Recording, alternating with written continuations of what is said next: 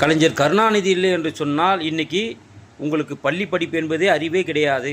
அவர் இல்லைன்னு சொன்னாக்கா கல்வித்தரம் உயர்ந்திருக்காது தமிழ்நாட்டில்.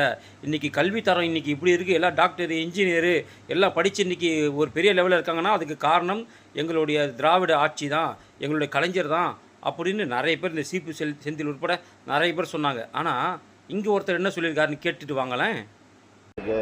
நாங்களாம் எலிமெண்டரி ஸ்கூலில் அரசு பள்ளியில் படித்தவங்க, ஓரளவுக்கு டிரான்ஸ்லேட் பண்ணுறோம்ல. இதை பாராட்டமையா விமர்சனம் பண்ணுறீங்க? ஏங்க, நான் என்ன கான்வென்ட்லையா படித்தேன், சிபிஎஸ்சிலையா படித்தேன்?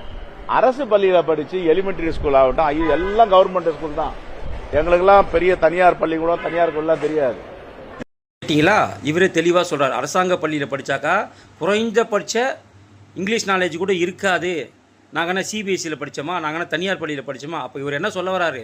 தமிழ்நாட்டில் சிபிஎஸ்சியை விட தனியார் பள்ளியை விட அரசாங்க பள்ளியில் கல்வித்தரம் மிகவும் குறைவாக இருக்கிறதுன்னு நான் சொல்லலையா, உங்களுடைய கூட்டணி இருக்கக்கூடிய முக்கிய கட்சியான காங்கிரஸுடைய தலைவர் சொல்லியிருக்காரு.